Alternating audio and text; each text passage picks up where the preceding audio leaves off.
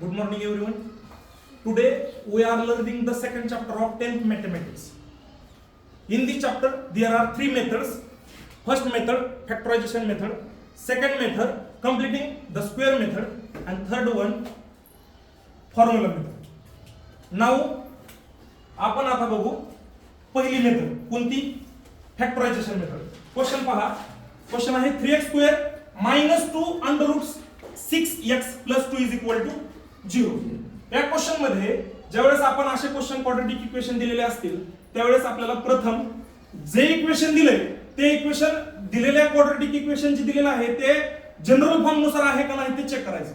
General form काय आहे आपल्या इक्वेशनचा ax square plus bx plus c is equal to 0. दिलेले इक्वेशन त्या स्वरूपात आहे का?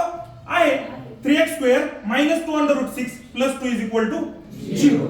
आता सेकंड स्टेप आपल्याला जे काही यामधले रियल नंबर्स आहेत जे की a b आणि c आपला जनरल फॉर्म आहे ax square plus bx plus c is equal to 0. हा a इज इक्वल टू किती 3, b इज इक्वल टू किती minus 2 under root 6, c is equal to किती 2. पहिल्यांदा आपल्याला दोन अशा प्रकारचे फॅक्टर पाडायचे ज्यांचा मल्टिप्लिकेशन a इंटू c एवढा आला पाहिजे आणि त्या दोन फॅक्टरची ऍडिशन किती आली पाहिजे b एवढी आली पाहिजे. किती आली पाहिजे b एवढी. a इंटू c किती होतोय 3 into 2, 3 into 2 is equal to 6 आणि तुमचा b किती मायनस 2 अंडर रूट 6. लक्षात आलं सगळ्यांच्या. आता आपल्याला दोन फॅक्टर असे पाडायचे ज्यांचा मल्टिप्लिकेशन आला पाहिजे 6 आणि त्यांची ऍडिशन केली तर ऍडिशन आली पाहिजे मायनस 2 अंडर रूट 6. आता मग असे कोणते दोन फॅक्टर पडतील तर दोन फॅक्टर पडतील. एक पडेल रूट 6 आणि दुसरा पण पडेल रूट 6. किती पडतील रूट 6 रूट 6. तुम्हाला मगाशी सांगितल्याप्रमाणे ज्यावेळेस आपल्याला रूट 6 चा एलिमेंट दिलेला असेल त्यावेळेस तो कोएफिशिएंट आणि व्हेरिएबल यांच्या पद्धतीने आपण पॉलिनॉमियल जसं सॉल्व्ह करत होतो त्या पद्धतीने सॉल्व्ह करायचा असतो. म्हणजे तुमचा ह्या रूट 6 चा कोएफिशिएंट मानला 1 आणि इथल्या रूट 6 चा मानला 1 म्हणजे ह्यांचा मल्टिप्लिकेशन करताना 1 into 1 इज इक्वल टू 1 आणि रूट 6 इंटू रूट 6 तुम्हाला सांगितल्याप्रमाणे रूट 6 इंटू रूट 6 म्हणजे काय होईल एकाच रूट मध्ये 6 इंटू 6 किती झाले 36 झाले आणि 36 चं स्क्वेअर रूट किती झालं म्हणजे आन्सर आलं तुमचं किती रूट 6 इंटू रूट 6 किती झालं 6. Root 6 into root 6 6.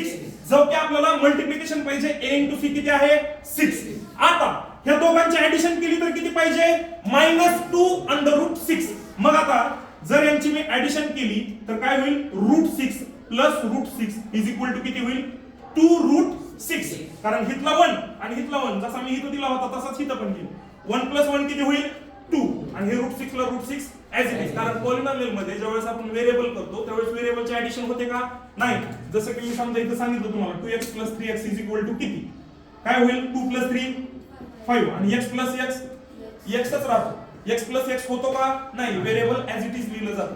तसंच इथं रूट 6 ला रूट 6 काय होईल ऍज इट इज होईल. म्हणजे तुमचं आन्सर किती आलं 2 रूट 6. पण आपल्याला कसं पाहिजे मायनस पाहिजे. कसं पाहिजे मायनस. इथं कसं आलंय प्लस. म्हणजे आपल्याला दोन्हीचे फॅक्टर घेतलेले आहेत आपण रूट 6 हे कसे करावं लागतील मायनस करावं लागतील दोन्हीचे दोन्ही. म्हणजे काय होईल minus root 6 plus minus root 6 किती होईल मायनस 2 रूट 6 होतील. म्हणजे तुमचं काय होईल इथं पण मायनस द्यावं लागेल आणि इथं पण काय घ्यावं लागेल किती घ्यावं लागेल मायनस. म्हणजे दोघांचं मल्टिप्लिकेशन केला तर मायनस मायनस काय होईल प्लस. मायनस मायनस काय होतो प्लस होतो कारण मायनस इंटू मायनस काय होत असतो प्लस. तसंच सेम इथं मायनस मायनस काय होईल मायनस 2 रूट 6. लक्षात आलं सगळ्यांच्या. आता बघा आपले दोन फॅक्टर पडले कोणते कोणते पडले मायनस रूट 6 आणि दुसरा पण काय पडला मायनस रूट 6. ठीक आहे. बघा आता पुढची स्टेप. हा काय इक्वेशन आपलं 3x square minus 2 under root 6x plus 2 is equal to 0. हा कोणते कोणते रूट पडले मायनस रूट 6x आणि मायनस रूट 6x. ठीक आहे. हा 3x square minus root 6x minus root 6x plus हे पुढचं 2 as it is equal to 0. म्हणजे मी काय केलंय फक्त ह्या मायनस 2 रूट 6 च्या ऐवजी मी घेतलं मायनस रूट 6x आणि मायनस रूट 6x. लक्षात आलं सगळ्यांच्या. आता बघा पहिल्यांदा ह्यातून आपल्याला जे कॉमन काढता येते कॉमन काढा आणि इकडून जे कॉमन काढता येते ते कॉमन काढा. मग काय काय कॉमन निघालो पहिल्या इथून काय कॉमन निघाल काय निघाल कॉमन काय निघेल कॉमन? ह्या 3 ला मला काय लिहिता येईल? √3 इंटू √3. हे x ला काय लिहिता येईल? x into x.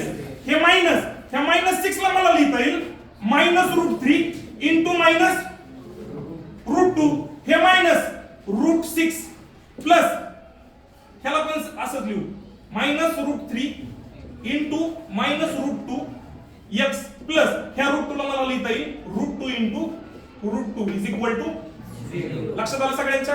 आता बघा पहिल्यामध्ये तुम्हाला √3 कॉमन दिसतंय, इथं पण √3 आहे आणि इथं x आहे, इथं पण x आहे. म्हणजे पहिल्यातनं तुम्हाला कॉमन काय निघेल? √3x. काय कॉमन निघेल? √3x. इथला √3 निघला, इथला x निघला, आतमध्ये काय राहिला तुमचा?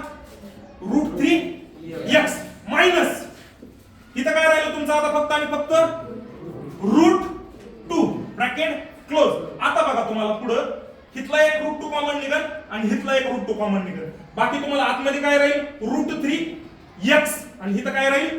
√2. हा पुढे बघ, मायनसला minus sign as it is √3x plus √2 is equal to 0. आता बघा पुढे इथं तुम्हाला ब्रॅकेट मध्ये आपल्याला काय सारखं पाहिजे? इथं मायनस आहे ना, काय पाहिजे? दोन्हीच्या दोन्ही इथले ब्रॅकेट कसे पाहिजेत? सारखे पाहिजेत. पण तुम्हाला आता सध्या ह्या दोन्ही ब्रॅकेट मध्ये बघितलं तर तुमचं साइन वेगवेगळं दिसते. म्हणजे ह्या ब्रॅकेट मधून तुम्ही काय करा? मायनस साइन काढा. मग काय होईल? √3x ब्रॅकेट मध्ये √3x मायनस √2. हे मायनस जर कॉमन काढलं तर काय होईल? आतले सगळे साइन चेंज होतील. म्हणजे काय होईल? √3x minus √2 is equal to 0. काय झालं? Is equal to 0. ओके. आता काय झाले? दोन सेपरेट काय करा? ब्रॅकेट काढा. पहिल्या ब्रॅकेट मध्ये काय होईल? √3x मायनस √2 आणि दुसऱ्या ब्रॅकेट मध्ये काय होईल? √3x. हा पुढे किती होईल? मायनस किती? √2 का इज इक्वल टू 0. सॉरी इथं कुठं राहिलं होतं आपलं? इथं √2 कॉमन काढलंय ना, लिहिलंच नाही. x नाही, ठीक आहे. हा पुढं दोन सेपरेट कॉलम झाल्यानंतर ब्रॅकेट झाल्यानंतर आपण काय करतो? 0 देतो. म्हणजे काय होईल? √3x minus √2 is equal to 0 आणि नंतर होईल √3x minus √2 is equal to 0. Same आहे दोन्हीकडचं पण. x इज इक्वल टू इकडे काय होईल? हे मायनस √2 आहे तो गेल्यानंतर पुढे गेल्यानंतर काय होईल? प्लस √2 आणि हे x √3 सोबत कसे मल्टिप्लिकेशन मध्ये, म्हणजे पुढे गेल्यानंतर काय होईल?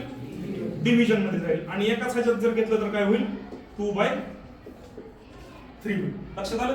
ठीक आहे.